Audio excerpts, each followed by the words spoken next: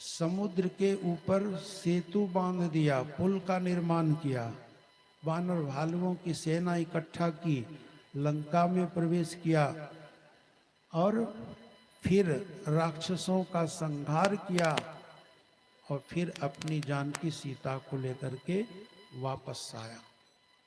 तो प्रेम की निशानी क्या है? बोलते हैं आगरा में बना हुआ है ताजमहल।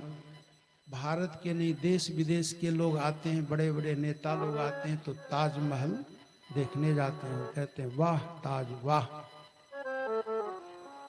ताजमहल की सुंदरता की प्रशंसा करते हैं, क्या अद्भुत है।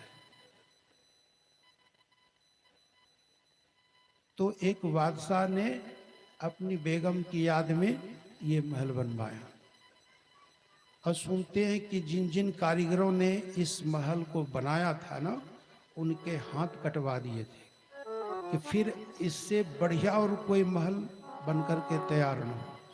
सोचो कितना क्रूर था वो ताजमहल को बनवाने वाला। तो क्या ये प्रेम की निशानी कि प्रेम की निशानी है कि भगवान राम ने समुद्र के ऊपर सेतु निर्माण कर दिया? प्रेम की निशानी कौन है? ताजमहल की राम सेतु? राम सेतु ना। तो ऐसे लोग सब बोलते रहते हैं भगवान राम को देखो, सीता जी भगवान के प्रति कितनी समर्पित है और राम जी सीता जी के रक्षा के लिए कितने तत्पर हैं। बहुत सुंदर सुंदर संकेत मिलते हैं। हनुमान जी अंगूठी लेकर के जाते हैं और सीता जी को देते हैं ना पहचान के रूप में राम नाम की मुद्रिका। ये अंगूठी पहनी जाती है हाथ में, उंगली में, ठीक है ना।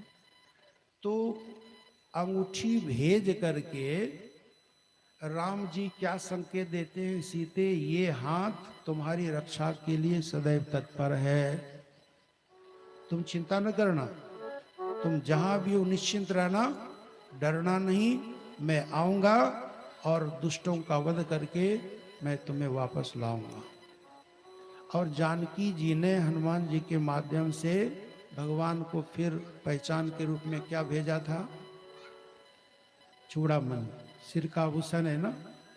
तो चूड़ामणि सिर का आभूषण है, तो सीता जी चूड़ामणि भेज करके क्या संदेश देती है कि प्रभु ये मस्तक तो आपके चरणों में ही झुकेगा और कहीं नहीं झुकेगा, यानी मेरा जीवन तो आपके चरणों में समर्पित है। तो ऐसा होना चाहिए पति पत्नी में प्रेम का भाव होना चाहिए कि नहीं, समर्पण का भाव।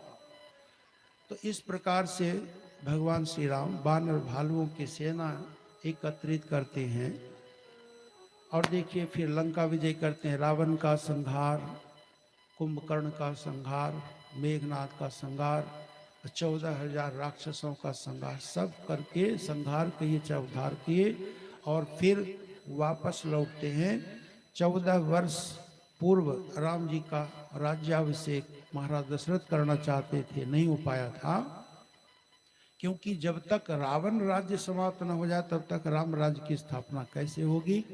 तो इस प्रकार से 14 वर्ष की अवधि बीतने के पश्चात भगवान राम का अयोध्या में राज सिंहासन होता है, राज तिलक होता है।